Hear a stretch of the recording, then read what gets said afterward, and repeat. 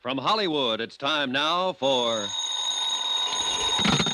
Johnny Dollar. Tom Bates, Mr. Dollar. Oh, good morning, Mr. Bates. There's nothing like starting the day with a good fight. That is not my intention at all. Good. I was beginning to think you went around in a permanent state of belligerency. Only when I see a so-called insurance investigator out to frame an innocent girl. Anybody I know? Look, Dollar, will you be available at 2 this afternoon to interview Miss Parker? I've been available for 2 days. She's the one who hasn't been. She was in no condition to see anyone. However, Dr. Praley is releasing her in an hour, and she's going on home. All right. Tell her I'll see her at 2. It won't be necessary to tell her. You'll go out there with me, and you'll talk to her in my presence. Like that, huh? You can take it or leave it. Oh, I'll take it, Mr. Bates. And you know something? I think I'll still be able to tag her.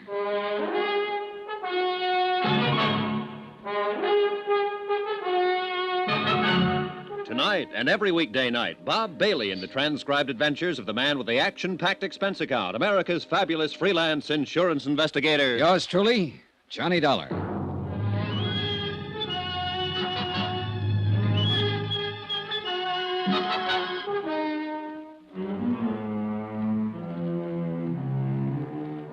From Special Investigator Johnny Dollar, location Green Pass, Virginia, to the Home Office, Surety Mutual Insurance Limited, Hartford, Connecticut. Assignment, the Bono matter. Expense account continued. Item 12, $1.80 for a late and leisurely breakfast in the hotel coffee shop. Leisurely because I had nothing to do but kill time. I'd covered every possible lead I could think of, and the result, 0. The simple facts of the case were that Dan Parker, the local county attorney, had returned unexpectedly from a business trip late at night, entered his darkened home, and had been shot to death as a prowler by his daughter, Luann. Coroner's verdict, accidental death. Amount of insurance, $100,000. Beneficiary, Luann Parker. Why don't you give up, Dollar? Admit you're wrong. Wrong about what? About thinking you've got a chance of beating Miss Parker out of her insurance money? Oh, so that's what I'm trying to do, huh? That's what your company pays you for, isn't it?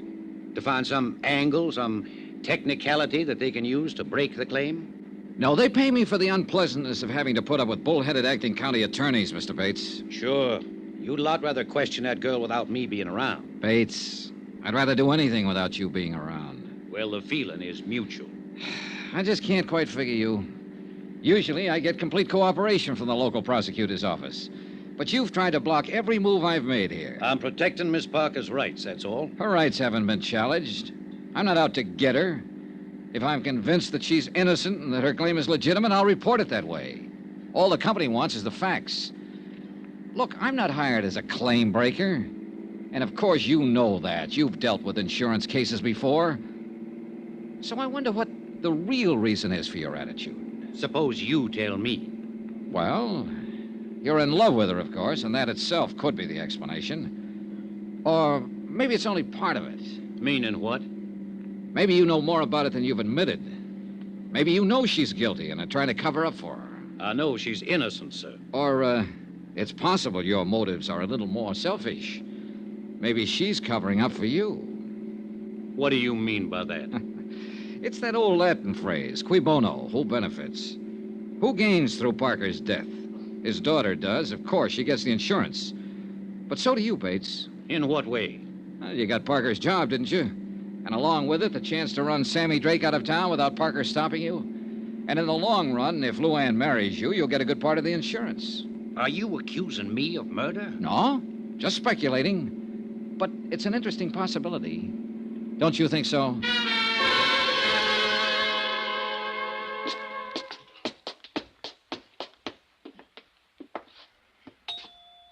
Any particular subjects I should avoid, Mr. Bates? Ask anything you want, as long as I'm here to advise her.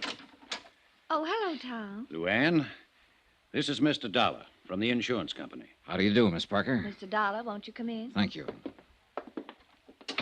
I guess we better go in the study. Mary's cleaning the living room. In here. Just sit down anywhere. How do you feel, Luann? Oh, I'm all right now. For a few days after it happened, I couldn't feel anything but horror, self-loathing. I wanted to kill myself. But the last 2 days, I've done a lot of thinking about what Daddy'd say if he was still here. He was a wonderful man, Mr. Dollar. Yes, the whole town seems to agree on that. I'd give my life gladly to change what happened. But it can't be changed. Daddy used to say, Luann, remorse is only self-pity in disguise. The future is a question mark. All you have is the present, so live it. He believed in those ideas, Mr. Dollar, and I'm going to try to live my life by those beliefs, because I loved him very much. Miss Parker, I have a few things I'd like to ask you in order to complete my report. Do you feel up to answering some questions? Yes, of course. Whatever you wish. I insisted, Luann, that I be present during this interview. Why, Tom? His job is to save money for the insurance company.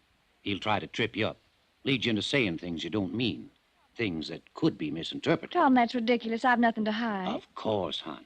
But he'll make it seem as if you do. I'd say you're making it seem that way, and for no more reason than just a silly kind of suspicion. Luann. Mr. Dollar, would you rather talk to me alone?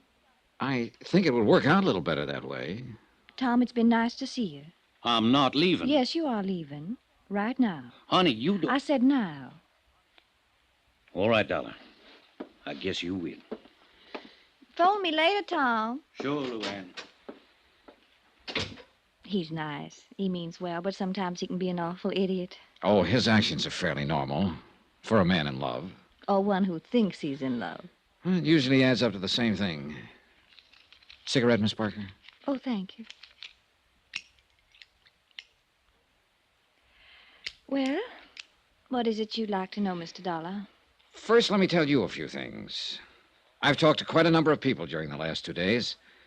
They all worship you. In fact, only one person in the whole town said anything against you. And he's a man whose word on anything would be a little questionable. Sammy Drake, I suppose. Yes. Well, I don't know what he said, but I imagine he thought he was being honest. You see, Sammy's never understood me at all, and I guess I have given him a kind of a bad time. How do you mean? By pretending to take him seriously. Most people seem to think of me as a child, Mr. Dollar, but actually in my attitudes and awareness, I'm quite a lot older than my age. Of course. And I saw right through Sammy the first time I met him. He's just a silly little would-be tough, but he likes to think of himself as a smooth, wicked mobster type. So I pretended to go along with it, even put on an act of my own in return. And what do you think happened? You had another Tom Bates situation on your hands. Sure, Sammy took me seriously. Well, I didn't want any part of that, so of course I ran for cover. And he has never forgiven me. Well, I guess you can stand having one detractor, Miss Parker. You got a big team on your side. I like people. I guess that's why they usually like me. I've had a wonderful life, Mr. Dollar. And I'm very grateful, especially to Daddy. He did everything possible to make me happy. I think if I'd asked for the moon, he'd have tried to get it for me. There was one thing, though, that I understand you disagreed on. You mean my wanting to go to New York? That's right.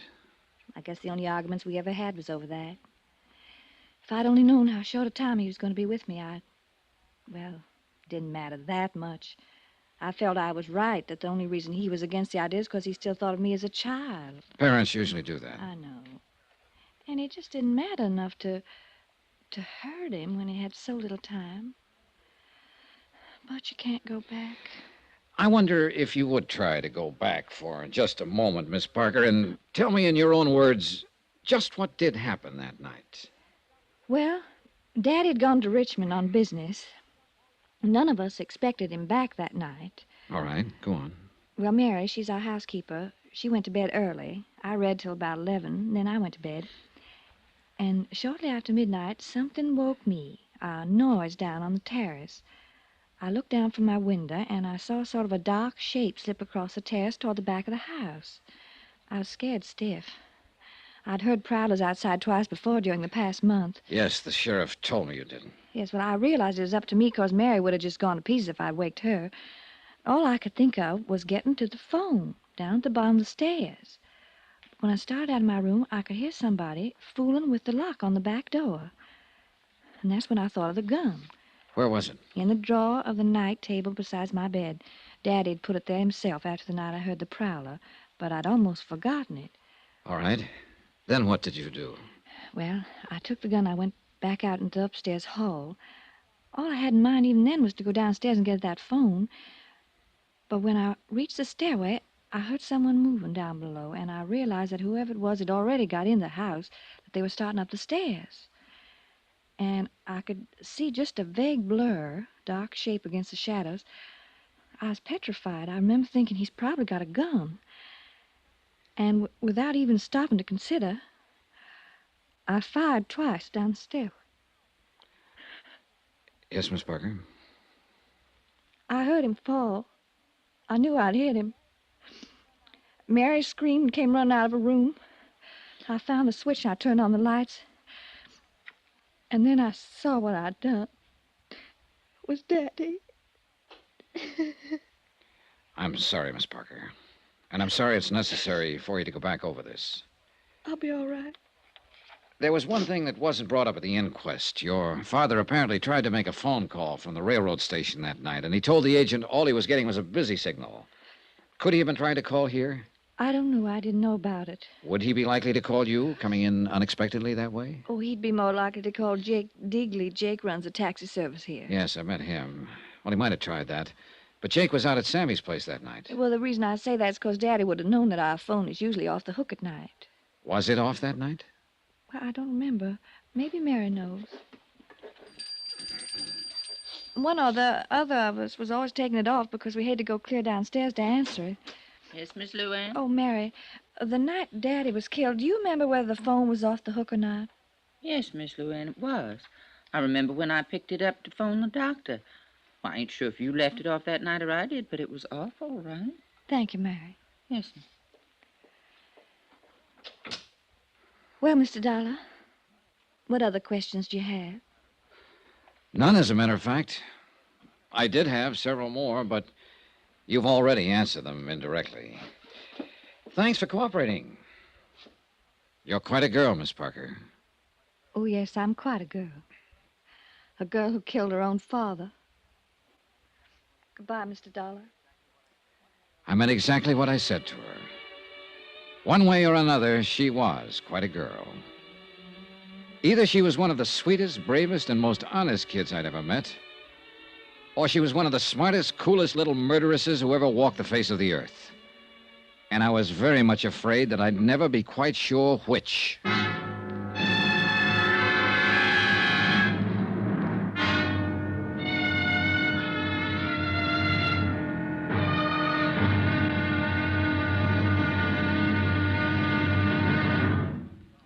Now, here's our star to tell you about the final intriguing episode of this week's story. Tomorrow, one slip of fate, then the avalanche. And a wind-up that'll raise the hair on the back of your neck. Join us, won't you? Yours truly, Johnny Dollar.